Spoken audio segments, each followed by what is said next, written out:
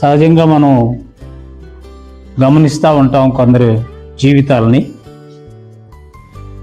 మనము హృదయపూర్వకంగా ప్రేమిస్తాం, కానీ ఆ ప్రేమను అపార్థం చేసుకునే వాళ్ళు చాలామంది ఉంటారు.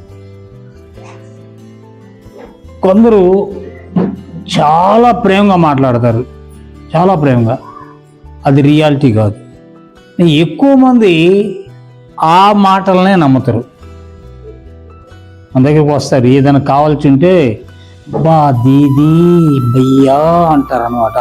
ఆ 2 మాటలకి మన ఇంట్లో ఇది కూడా తీసుకొచ్చి పెట్టేస్తాం. ఇంట్లో వాళ్ళు దగ్గులాడుతుంటారు, ఒరే వాడి సంగతి నీకు తెలియదురా, నువ్వేంటా నీకు తెలియదులే ఊరుకోండి, వాడు అంత ఇదిగా ప్రాధాయపడుతుంటే ఇంకంతే. మళ్ళీ ఒక ఎక్కడ అవుపడ్డాడు, ఒకవేళ మార్గంలో ఎక్కడన్నా అవుపడ్డా కూడా వాడు మళ్ళీ తప్పుకొని పోతాడు. నిన్ను చూస్తుంటాడు, నువ్వు చూడవాడు. ఇలాంటి పరిస్థితి ఎందుకయ్యా ఇలా జరిగింది అని అంటే, చూడండి, లోకములో ఆయన ఉన్నాడు, లోకం ఆయన మూలంగా కలిగింది, కానీ లోకం ఆయన్ని తెలుసుకోలేదు. ఇప్పుడు ఈ సృష్టికి ఒక కర్త ఉన్నాడు అనేది అందరికీ తెలుసు. ఒకసారి ఒక నాస్తికుడు, ఒక ఆస్తికుడు ఇద్దరు కూడా స్నేహితులు, చాలా మంచి స్నేహితులు, చిన్నతనం నుండి కూడా వాళ్ళు మంచి స్నేహితులుగా ఉన్నారట. సరే, ఆస్తికుడు ఎప్పుడు కూడా వాడు దేవుని సన్నిధికి వెళ్ళాలి, ప్రార్థన చేసుకోవాలి అనేది వాడి సిద్ధాంతం. నాస్తికుడికి ఏంటి, దేవుడు లేడు, దయ్యం లేడు, ఎందుకురా ఇవన్నీ టైం వేస్ట్, వాళ్ళకి ఈడు వీళ్ళకి ఈడు, దేవుని పేరు చెప్పుకొని బ్రతకడు, ఇవన్నీ కూడా ఇలా. సరే, ఒకసారి ఈ ఆస్తికుడకు, దేవుడున్నాడు అనేటువంటి వాడు ఆస్తికుడు అంటాను, ఆస్తికుడికి చాలా జ్వరం వచ్చిందట. వాడు నాస్తికుడు బాగానే ఉన్నాడు, నాస్తికుడికి ఏం లోపం లేదు, వాడు బాగానే ఉన్నాడు, వాడు తింటా తాగుతూ ఆడుతూ పాడుతూ బాగానే ఉన్నాడు. వీడికి మాత్రము ఎప్పుడు చర్చికి వెళ్ళి ప్రార్థన చేసుకొని దేవుడు దేవుడు అనుకునే వాడికి మాత్రం ఆ జ్వరం వచ్చింది, విపరీతమైనటువంటి జ్వరం, అది తట్టుకోలేనటువంటి పరిస్థితి. అప్పుడు వీడు వచ్చి చెప్పాడట, ఇది నాస్తికుడు, అరే నేను చెప్తున్నాను కదరా దేవుడు లేడు, ఎందుకు దేవుడు దేవుడు అంటావు, ఈరోజు దేవుడు ఉంటే నీకెందుకు ఈ పరిస్థితి, నేను దేవుడు లేడు అన్నా, నాకేం రాలేదు కదా, నేను బాగా హ్యాపీగా ఉన్నా, ఉన్నది నువ్వు కష్టపడుతున్నావు, ఎవరైతే దేవుడు ఉన్నాడని ప్రార్థన చేస్తున్నావో నీకు వచ్చింది ఈ కష్టము, చూడు ఒక్కడు కూడా హెల్ప్ చేసేవాడు లేడు నీకు, కొన్ని ఇవ్వడం చేశాడా, నువ్వు రాలేదు, నువ్వు ఒక్కడే ఇబ్బంది పడుతున్నావు అని చెప్పేసి వెళ్ళిపోయాడంట. వెళ్ళిపోయిన తర్వాత వీడన్నాడట, ఏది ఆస్తికుడు, నన్ను అట్ట అనకూడదమ్మా, దేవుడు తప్పకుండా నాకు సహాయం చేస్తాడు, నీకు ఇంకేం చేస్తాడురా, నీ పరిస్థితి ఈరోజు నువ్వు లేకున్నావు, ఇప్పుడు నేను వచ్చి నీకు మంచినీళ్ళు ఇచ్చాను, ఎవడిచ్చాడు, దేవుడు లేడని వాడు నేనే ఇచ్చాను కదా, అదే వీడన్నాడంట, అది కూడా దేవుని చిత్తమే లేని మనసులో అనుకోండి, బయటకు అనలేదంటాడు. అనకుండా దేవా వీడినే పంపించావు, నా స్నేహితుడు వీడు దేవుడు లేడు అంటుంటే వీడిని పంపించావా అని మనసులో అనుకొని దేవుని కొందనాలు చెల్లించాడంట. చెల్లిస్తే వీడు బయటకు అనలేదు కదా, ఇది దేవుడు పంపించాడని చెప్పలేదు, వీడు మనసులో అనుకొని అయిపోయాడు. సరే రే నీ కర్మ నువ్వు అని అనుకొని వాడిని 2 తిట్లు తిట్టి వెళ్ళిపోయాడట. వెళ్ళిపోయి ఇంటికి పోతే వాడికి ఇంట్లో ఉండబుద్ధి పట్టలేదు, అన్నం తినబుద్ధి పట్టలేదు. ఎవరికి, నాస్తికుడికి.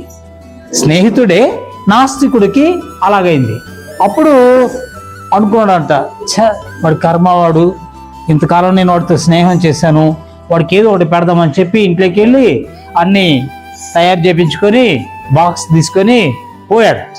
పోయి ఏం చేశాడు తెలుసా, అరే ఇప్పుడన్నా తిని లేచి తిరగరా, ఇక దేవుడు లేడు అనుకోరా అన్నట. అయ్యా దేవా నీకు వందనాలు అన్నాడు తీడు. ఏంట్రా నువ్వు, నేను దర్శిస్తే నాకు చెప్పకుండా నువ్వు దేవునికి వందనాలు చేయడు, అరే నా దేవుడు నీకు ఆ మనసు కలిగిచ్చాడురా, నీవు దేవుడు లేడంటున్నావు కదా, ఆ దేవుడే నీలో ఉండి నాకు సహాయం చేస్తాడు అన్నాడట. వాడి నాస్తికుడు ఆశ్చర్యపోయాడు. అంటే ఇదేంట్రా వీడు ఇంత మాట అనేసాడు, వీడికి తేవడమే తప్పు అని అనుకున్నాడట. తేవడమే తప్పు అనుకున్నాడట వీడి మనసులో. ఆడేమనుకుంటున్నాడు, దేవా నీకు వందనాలయా వీడి చేత పంపించేసావు అని చెప్పి వీడు అనుకున్నాడు. వీడు కొంచెం కోలుకున్న తర్వాత మరలా వీళ్ళ స్నేహం కదా, ఎలాగైనా వీడు ఆస్తికుడు నాస్తికుడు ఇద్దరు స్నేహితుడు. అయితే అప్పుడు వాడు అంటే, రే దేవుడు లేడు ఇప్పటికైనా తెలుసుకో, నేను నీకు వచ్చి హెల్ప్ చేసినట్టు. అరే నా దేవుడు నీకు చెప్తే నువ్వు తెచ్చిచ్చావరా అంటాడు. అంతే వీడు. ఇంతకాలం నువ్వు తెచ్చిచ్చావా? తేలేదు. నాకు బాగులేదు. బాగులేకపోతే నా దేవుడు ఎంత గొప్పోడంటే, దేవుడు లేడు అంటున్నటువంటి కఠినుడైనటువంటి నీ మనసే మార్చి నా దేవుడు నా దగ్గరికి తీసుకొచ్చాడు, నువ్వే తీసుకొచ్చావురా అన్నాడట. వీడు చాలా సిగ్గుతో తలపెంచుకొని అనంట, నేను చెప్తున్నాను విను అన్నాడు. ఇంకెంత చెప్పినా వీడేంటో లేదంట. అరే ఈడ వాచ్ ఉంది కదా అన్నాడట. వాచ్ ఉంది, అది ఎవడన్నా తయారు చేస్తే ఉందా లేకపోతే అది అక్కడనే ఉందరా అన్నాడట. ఒకడు తయారు చేశాడు కాబట్టి ఇప్పుడు ఒప్పుకుంటావా? ఒకడు తయారు చేశాడు అన్నటువంటిది నువ్వు ఒప్పుకుంటావా అంటే దీన్ని ఒప్పుకుంటాను, వాచ్ మాత్రం ఎవడో తయారు చేస్తే వచ్చింది అన్నాడు. ఈ సృష్టి అంతా అన్నాడు. అప్పుడు ఎవడు ఆస్తికుడు అన్నప్పుడు ఏంటంటే, ఈ సృష్టి దానంతటికి అదే వచ్చింది అన్నాడట. ఎట్టేస్తుందిరా, ఈ వాచ్ కూడా దానంతటికి అదే వచ్చిందని నేను చెప్తా, నన్ను పిచ్చోడు అంటారా మంచోడు అంటారా అన్నాడట. అరే అది తయారు చేసిన మనిషి ఉన్నాడు అన్నాడు. కరెక్ట్, నువ్వు ఒప్పుకున్నావు, అది తాను తయారు చేసిన మనిషి ఉన్నాడు. అలాగే లోకాన్ని సృష్టించినటువంటి దేవుడు కూడా ఉన్నాడు. ఆయన్ని మనం స్వీకరించాలి. ఎవడైతే ఆయన్ని స్వీకరించడో వాడు నాస్తికుడు, దేవుని యొక్క కృపను వాడు పోగొట్టుకుంటాడు అని చెప్తే, వీళ్ళిద్దరికి చాలా వాదోపవాదనలు జరిగిన తర్వాత ఆ రాత్రంతా ఈ నాస్తికుడికి నిద్ర పట్టలేదట. నిద్ర పట్టకపోతే ఆ చివరికి నిజమే ఇదంతా ఎలా వచ్చింది, దీనికి ఎవరో ఒక సృష్టికర్త ఉండాలి, దానంతటికి అది రాదు కదా. ఈ బైబిల్ చదువుతూ ఉండగా వాడికి జ్ఞానోదయం కలిగింది. సూర్యుడు తూర్పు నుండి పడమరకు రావడం, ఒక సంఘటన ఆయన చదివాడట.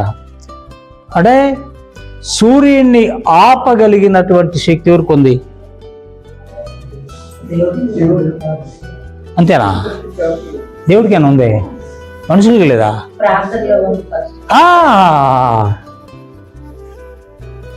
సూర్యుడిని ఆపగలిగిన శక్తి మనిషికి ఉంది, దేవుడిచ్చాడు. ఆయన సృష్టికర్తే.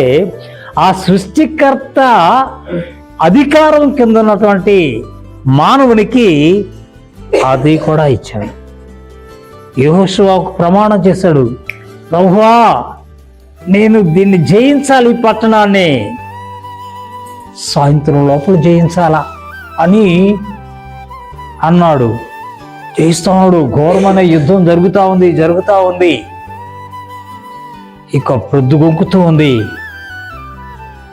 అప్పుడన్నాడు, సూర్యుడా నువ్వు ఆగిపో.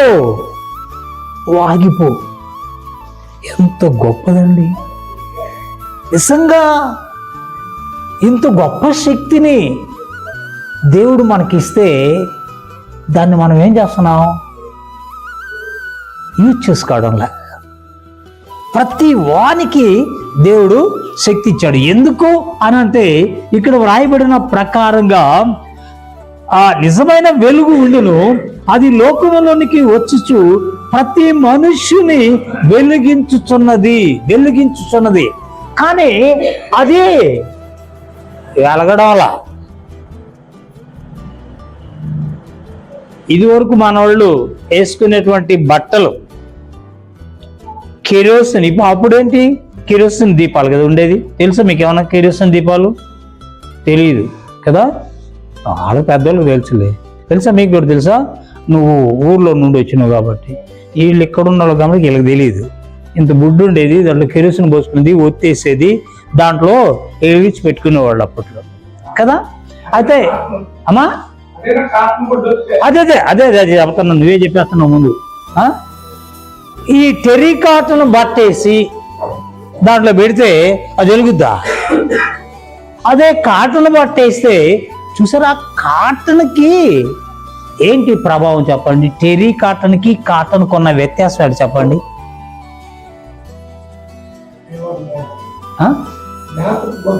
మేతగొడ్డేనబ్బా.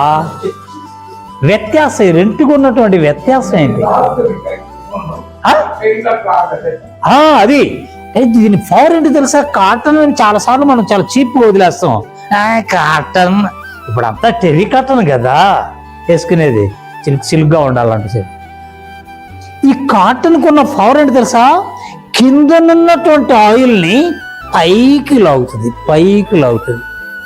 టెరీ కాటన్ కంటికి అట్ట మెరుస్తుంటది కానీ దానికి ప్రభావం లేదు, లాగే ప్రభావం లేదు. అందుకని ఆ దీపం రాత్రంతా వెలుగుతుంటది. ఈ టెరీ కాటన్ బట్ట కనుక వేస్తే ఏమవుద్దో తెలుసా? అంతవరకు కాలేది మళ్ళీ ఆగిపోతుంది. దాన్ని ఏమంటారు, భుజి వస్తుంది దాని మీదకి, మళ్ళీ ఎక్కించు ఇలా చేస్తుంది. లోకములకి వెలుగు వచ్చింది, కానీ ఆ వెలుగును తిరస్కరిస్తుంది లోకం. ప్రభు అయినటువంటి యేసు క్రీస్తు ఈ లోకానికి వెలుగుగా వచ్చాడు. ఈరోజు ఆ వెలుగును తిరస్కరిస్తుంది లోకం. ఎందుకయా అని అంటే, వెలుగు దగ్గరికి మనం వస్తే ఏమవుతుంది? అద్దం దగ్గరికి మనం వెళ్తే ఎలా ఉంటుంది? అద్దం దగ్గరికి మనం వెళ్తే ఎలా ఉంటాం? ఏమవుపడుతుంది? మన ముఖంలో ఏమి ఉందో అది తెలుస్తుంది. అప్పుడే ఎలా? ఇప్పుడు నేను ఒక విషయం చెప్పా. ఒక దగ్గర ఒక పాస్టర్ గారు అందరూ చప్పట్లు కొట్టి హల్లెలూయా చెప్పి ప్రార్థన చేయండి అని, ఆ పాట పాడండి అన్నాడంట. కొంతమంది పెళ్లికి వచ్చారు, వాళ్ళందరూ ఆరాధనలో పెళ్లికి వచ్చారు. పెళ్లిలో ఆ పాస్టర్ గారు పాపము ఒక పాట పాడండి అని అందరినీ చప్పట్లు కొట్టమని చెప్పారు. పాపము కొందరు చప్పట్లు కొట్టలేకున్నారు, కొందరు హల్లెలూయా స్తోత్రం అని లేకపోతే స్తుతి అని ఆ కీర్తన పాడలేకున్నారు. ఏమైంది అని అడిగితే వాళ్ళు ఏమన్నమాట తెలుసా? సార్, పెదాలకు లిప్స్టిక్ వేసుకున్నాము, అది రాలిపోద్దని, తేమ అయితే ఆగిపోద్దని మేము అందుకని చెప్పటం లేదా. చేతులకి ఏమైందంటే గోరింటాకు పెట్టుకున్నాము, రంగులు పూసుకున్నాము, అది కూడా ఏమైనా పోతుందని అందుకు మేము ఇట్ట చేయడం ఊరకనే మనసులో పెట్టుకుంటున్నాము అన్నారు. చూసారా, అంటే ఎలాంటి స్థితిలో మనం ఉన్నామనేది. వెలుగుంది, అది లోకంలోకి వచ్చింది, ప్రతి మనిషిని వెలిగిస్తా ఉంది. అయితే ఆ వెలుగుని చాలా మంది తిరస్కరిస్తున్నారు, వెలుగుని తిరస్కరిస్తున్నారు. ఈరోజు ఎంతో మంది గొప్ప గొప్ప వ్యక్తులు లేకపోతే దేవుళ్ళు అని చెప్పుకుంటూ ఉంటే వాళ్ళందరిలోకి కూడా యేసుక్రీస్తు లాగా ఉన్నటువంటి వ్యక్తి ఎవరు కూడా లేరు. తూకం వేసి చూసుకున్నా లేక వడంబం వేసి చూసినా ఎవ్వరు కూడా దొరకరు. ఎందుకు అనంటే ఎవరిలోనైనా సరే ఏదో ఒక లోపం ఉంటుంది, కానీ యేసు క్రీస్తులో అది లేదు.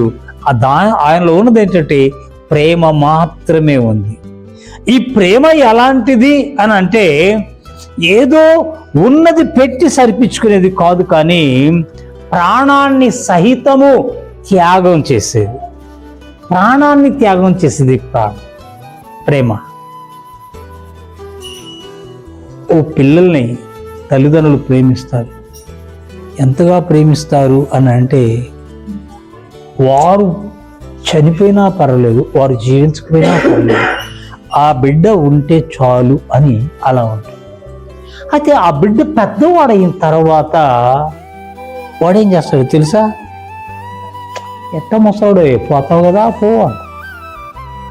అది నువ్వు బాల్య దశలో నువ్వు బలహీనుడుగా అయితే పిల్లోడు కదా పోతే పోయింది, ఇంకొకడు ఎవరు పుట్టరా అని అనుకుంటున్నాడా తండ్రి ఏమన్నా, తల్లి ఏమన్నా? అబ్బో అవసరమైతే అయ్యా మా ప్రాణాలన్నా ఇస్తాం, బిడ్డ కాపా. ఇదనమాట మనలను వెలిగించడానికి వచ్చినటువంటి ఆ వెలుగు, తన వెలుగు మన కొరకుగా మనల్ని వెలిగించి ఆ వెలుగు ఆరిపోయినా పర్వాలేదు, కానీ నేను మాత్రం మిమ్మల్ని వెలిగిస్తాను. ఎందుకు అనేక మంది ఆ వెలుగు దగ్గరికి రాలేకపోతున్నారు అని అంటే, చూడండి, వెలుగు లోకములోకి వచ్చింది, కానీ తమ క్రియలు చెడ్డమైనందున వెలుగు యొద్దకు రాలేకపోతున్నారు. సహజంగా మనం చేయాల్సిందంటే మనలను మనం శుద్ధి చేసుకోవాలా. మనము మిర్రర్ దగ్గరికి ఎందుకు వెళ్తున్నాము అని అంటే, మనలో ఉన్నటువంటి ఆ మచ్చలు ఎక్కడుందో, లేకపోతే మన ఫేస్ కటింగ్ ఎలా ఉందో చూద్దాం, దాన్ని సరి చేసుకుందాం, అందరూ ఇష్టపడే రీతిగా మనల్ని మనం మలుచుకుందామని వెళ్తాం. అలాగే దేవుని వాక్యమనే అద్దం దగ్గరికి మనం వెళ్ళాలి. మనం అందరం ఏం చేస్తున్నాం అంటే అద్దం దగ్గరికి వస్తున్నాం. చాలా మంది క్రైస్తవులు ముఖం చూసుకుంటున్నాం, కానీ దాన్ని సరి చేసుకోవడమే. ఇప్పుడు వాక్యం అంటే ఈ వాక్యమైన అర్థం మనందరికీ, నాకు కానీ మీకు కానీ ప్రతి ఒక్కరికి అది అవపడుతుంది. ఈ వాక్యం ఇప్పుడు వెలుగు అనుకున్నాం. క్రీస్తు అనే వెలుగు దగ్గరికి మనం వచ్చినప్పుడు ఆయన దగ్గర మనలను మనము శుద్ధి చేసుకోవాలి. ఆ వెలుగులో మనలను మనము కడుక్కోవాలి.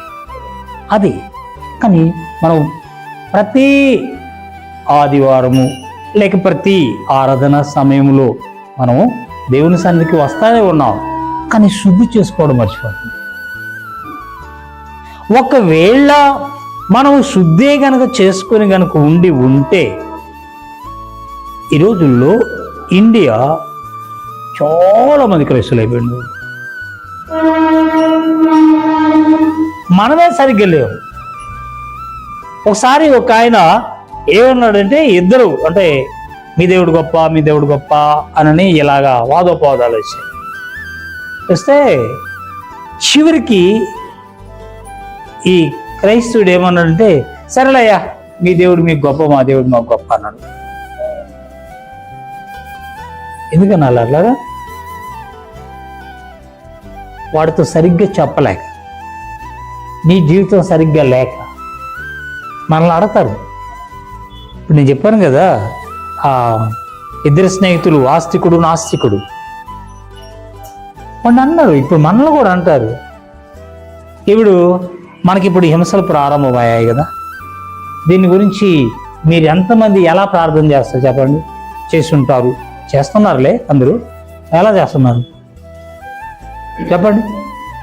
ఇప్పుడు హింసలు ప్రారంభమయ్యాయి, హింసలు మనం ఎదుర్కొంటా ఉన్నాం, ఫేస్ చేస్తున్నాం కదా. ఎలాగా? చాలా మంది ఏం చేస్తారంటే, ప్రభువా వాళ్ళని శిక్షించు ప్రభువా, ఎలా వాళ్ళు ఎక్కడికైతే వస్తారో అక్కడే కుప్ప చచ్చిపోవాలి, అప్పుడు ఇక రెండో దగ్గరికి రారు ప్రభువా అని అంటారు. అంటారా అనరా? అట్లా అనరా? కొంతమంది అంటారులే, నువ్వు కాకపోతే.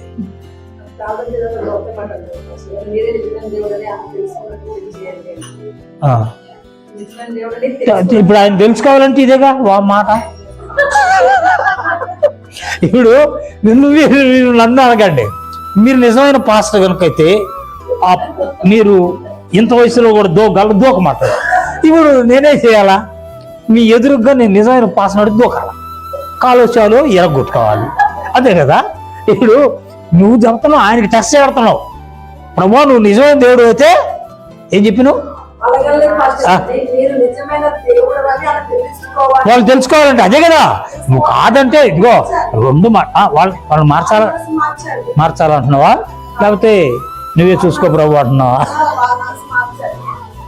వాళ్ళ మనసు మారదు. ఎందుకో తెలుసా? ఆయన చెప్పాడు కదా, సాతాను ఒకడున్నాడు ఇక్కడ. ఈ లోకంలో ఇద్దరున్నారు. ఒకడు దేవుని ప్రభావం ఉంది, రెండేది సాతాను ప్రభావం ఉంది.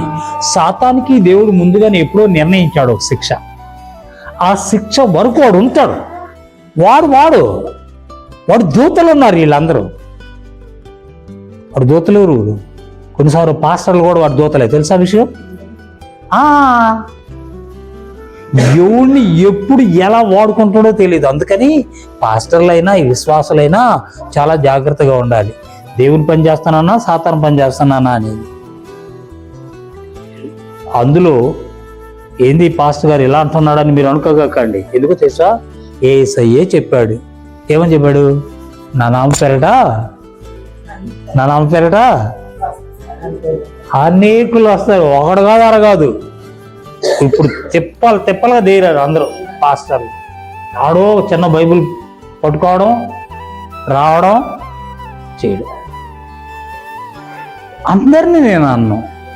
నిజమైనటువంటి పరివర్తన లేకపోతే అలా ఉంటుంది. ఒకసారి అది బైబిల్లో ఉన్న సంఘటన. బేతేల్లో ఒక రాజు ఆడే బలి అర్పించడానికి వెళ్తాడు. ఆడ బేతేళ్ళు చాలా అంటే దేవునికి వ్యతిరేకమైనటువంటి చర్యలు జరుగుతూ ఉన్నాయి. ఓ ప్రవక్తను పంపించాడు. వెళ్ళి వాళ్ళకి చెప్పి, నువ్వు మరలా పోయిన దారిని రావద్దు, మరో దారిని రా అని చెప్పాడు. పోయాడు పాపం. అప్పుడే యెరొబాము బలర్పించబడికి ఆడి చెయ్యి అట్లాగే ఎండిపోయింది ఆ బలిపీఠ మీదనే. అప్పుడు పాపం చెయ్యి తీసుకోవడానికి కూడా ఒక శక్తి చాలా. ప్రవక్త బతిమలాడాడయ్యా, క్షమించి మరలా నాకు చెయ్యి వచ్చి వచ్చింది. అప్పుడు రాజు ఏమన్నాడు తెలుసా ప్రవక్తటి? ఇదిగో, నువ్వు నిజమైన ప్రవక్త గనుక రా నా ఇంటికి, నీకు బోల్డంత బంగారు వెండి దుస్తులు అన్నీ ఇచ్చి పంపిస్తా రా అన్నాడు. వీడికి ఏమని పంపించాడు దేవుడు? నువ్వు అక్కడ ఏమి ముట్టుకోకూడదు, ఎవరు పిలిచినా సరే వాడింట్లో నువ్వు భోజనం కూడా చేయకూడదు, నువ్వు రిటర్న్ వచ్చేసాయి. అది పోయిన దారిన రాగాక మరొక దారిన నువ్వు రా అని చెప్పి పంపించాడు. వెళ్ళాడు, పాపం అన్నీ చేశాడు. ఆ బలిపీఠం మీద ప్రకటన చేశాడు, వచ్చేసాడు. వచ్చిన తర్వాత అక్కడ ఒక యాజకుని ప్రవక్త యొక్క కుమారుడు అక్కడ ఉన్నాడు. వాడు చూసి వాళ్ళ నాన్నకి వెళ్ళి చెప్పాడు, నాన్న ఓ ప్రవక్త వచ్చాడు, అతడు ఇలాగా శాసనం చేశాడు, ఇలా జరిగింది, రాజు చెయ్యి ఎండిపోయింది, మరలా అది బాగైంది. వాడు వెళ్ళిపోయాడు. వెళ్ళిపోయినా సరే అట్లయితే నాకు గాడిదకి గంత కట్టు, నేను వెళ్ళొస్తాను. పాపం వీడు గంత కట్టుకొని గాడిద మీద ఎక్కిపోయాడు. వాడు ఒక స్థలంలో ఓ చెట్టు క్రింద కూర్చొని ఉన్నాడు. కూర్చున్న తర్వాత ఇతను పోయి అడిగాడు, నువ్వేనా ఈ ఉదయం నుండి వచ్చినటువంటి ప్రవక్తకి? నేనే.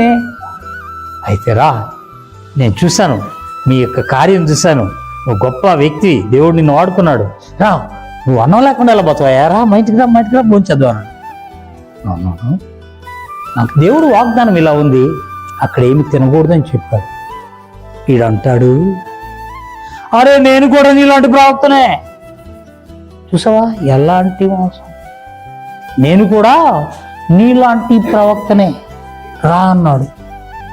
పాపము వీడు చెప్పడం ఇంకొక మాట కూడా చెప్పాడు, నన్ను దేవుడు నీ దగ్గరికి పంపించాడు, నా ప్రవక్త ఉన్నాడు, వాడికి తీసుకెళ్ళి అన్నం పెట్టమన్నాడు, అందుకే రా అన్నాడు. పాపం వాడు మాట విని మరలా వెనక్కి వచ్చాడు. వాడు భోజనం చేస్తా ఉంటే దేవుని వాక్కు ప్రత్యక్షమై, నీకు నేను ఇచ్చిన వాగ్దానం ఏంటి, నువ్వు చేసిన పని ఏంటి, నీ యొక్క షావు నీ పితరుల దగ్గరికి చేరదు.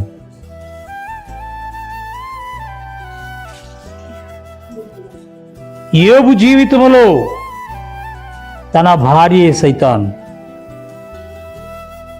అవునా,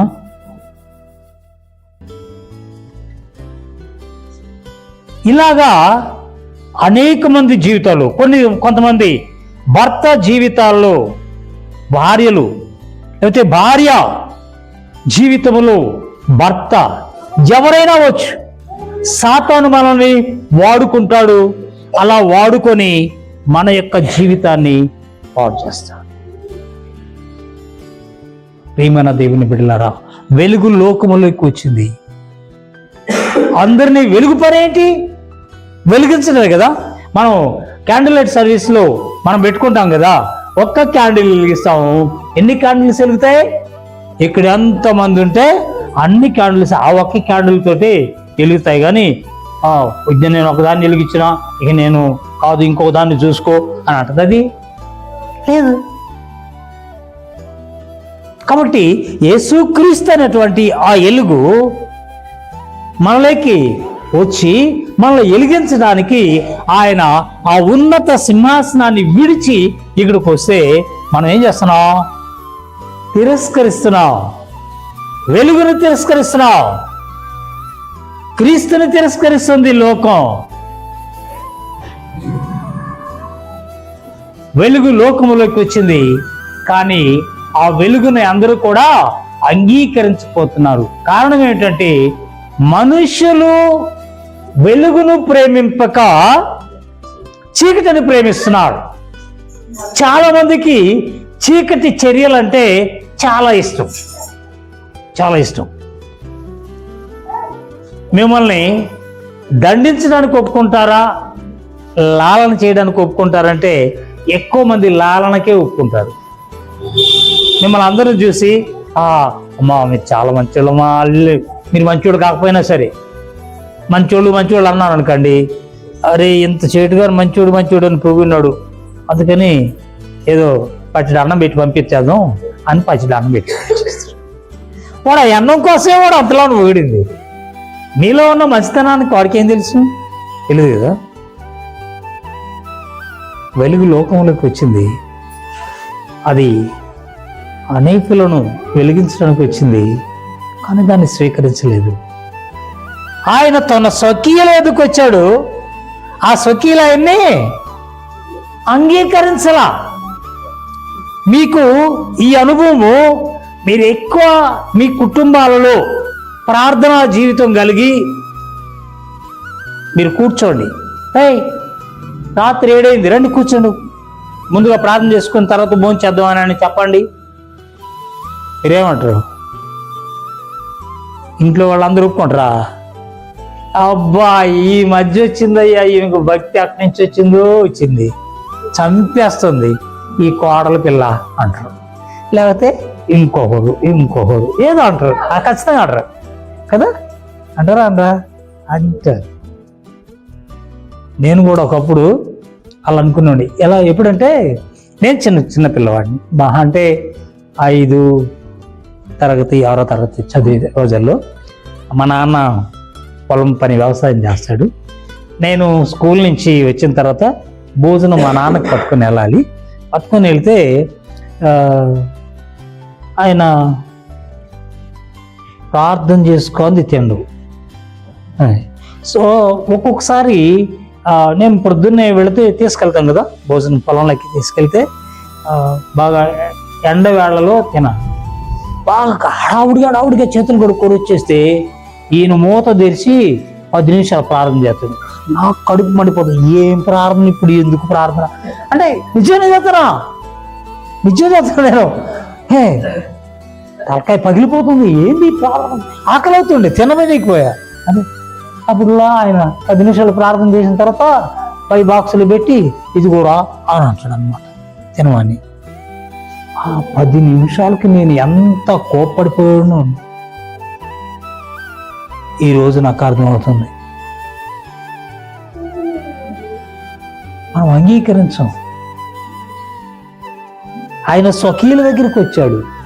ఏ గ్రంథాల్లో అయితే ఆయన గురించి వ్రాయబడి ఉందో, ఏ గ్రంథాలైతే ఆయన గురించి తెలియజేస్తున్నాయో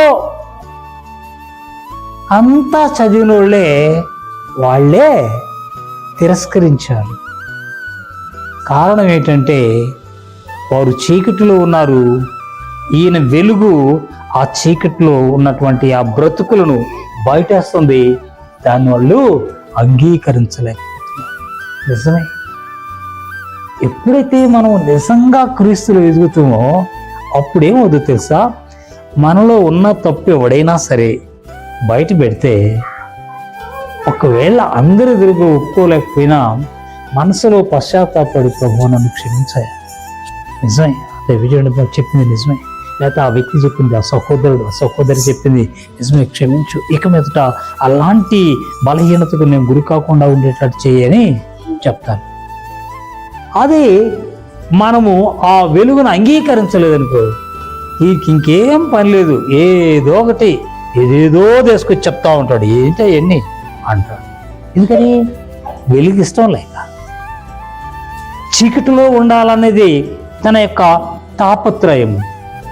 చాలాసార్లు మనము చీకటిలో ప్రేమిస్తూ ఉన్నాం. ఆయన తన స్వకీయుల దగ్గరికి వచ్చాడు, ఆ స్వకీయులు ఆయనను అంగీకరించలేదు. నిజంగా అనేక సందర్భాలలో మనం దేవుని యొక్క చిత్తాన్ని అంగీకరించడం లేదు. ప్రియమైన దేవుని బిడ్డలారా, మనల్ని మనం ఒకసారి పరీక్షించుకుందాం. యోహాను భక్తుడు చెప్పిన రీతిగా ఆయన తన స్వకీయుల యొద్దకు వచ్చెను, ఆయన స్వకీయులు ఆయనను అంగీకరింపలేదు. తనను ఎందరైతే అంగీకరించరు వారందరూ కూడా, ఆయన నామందు విశ్వాసం ఇచ్చిన వారందరూ కూడా దేవుని పిల్లలకుటకు ఆయన అధికారం అనుగ్రహించింది. కాబట్టి ఇదే ఈ 2026 సంవత్సరంలో ఈ 11వ రోజులో మనముండి ఆయన ఒక మంచి మాట చేస్తున్నాడు. ఆయన పిల్లలుగా మనల్ని అంగీకరించాడు. మనం ఆయన పిల్లలమే. దేవుని పిల్లలు అంటే దేవుడు ఎలాగున్నాడో అలాగే ఆయన పిల్లలు ఉండాలి. మన పిల్లలు మనలాగా ఉండాలని మనం కోరుకుంటాం, మన మంచోళ్ళమైతే. ఒకవేళ మనం మంచోళ్ళం కాకపోయినా కూడా ఏం చేస్తామంటే, మరి మీరన్నా బాగుపడండి రా, మా జీవితం ఎట్లా అయిపోయిందిరా, మీరు బాగుండాలా అంటారు. అవునా? అతి తల్లి తండ్రి అని అంటాడు. కానీ ఆయన మంచివాడుగా వచ్చి మనల్ని కూడా మంచివాళ్ళగా చేయడానికి వచ్చాడు. ఆ వెలుగులో మనం ప్రకాశిద్దాం, ఆ వెలుగులో మన బలహీనతలన్నీ సరిచేసుకుందాం. దేవునికి ఇష్టమైన రీతిగా పిల్లలుగా, దేవుని పిల్లలుగా ఈ సంవత్సరంలో వర్ధిల్లడానికి దేవుడు మనకు ఆశీర్వాదకరంగా ఇచ్చిన ఈ సంవత్సరం దీవెనకరంగా చేశాడు. దేవునికి వందనాలు చెల్లిద్దాం, ప్రార్థన చేద్దాం. దయగల మా నాయన, ప్రేమగల తండ్రి, మీకు వందనాలు స్తోత్రాలు చెల్లిస్తున్నాం. మీ యొక్క అపారమైన కృప ప్రేమను బట్టి మీకు స్తోత్రాలు. మీరు చేసిన మేళ్ళన్నిటి కొరకు వందనాలు చెల్లిస్తున్నాం. మీరు లోకంలోకి వచ్చిన వెలుగు తండ్రి, ఆ వెలుగును స్వీకరించడానికి అనేకులకు ఇష్టం లేకుండా పోయింది. అయినా మీరు గొప్ప దేవుడు తండ్రి, మమ్మలను మీ వెలుగులో నడిపిస్తున్నారు. మీకు స్తోత్రాలు. ఆ ప్రభువా, ఆ వెలుగు నుండి తొలగిపోకుండా మీ చిత్తానుసారంగా జీవించడానికి సహాయం చేయమని, సంఘ బిడ్డలందరూ కూడా దీవించమని నజరేయుడైన యేసును అడుగుచున్నాం తండ్రి. ఆమేన్.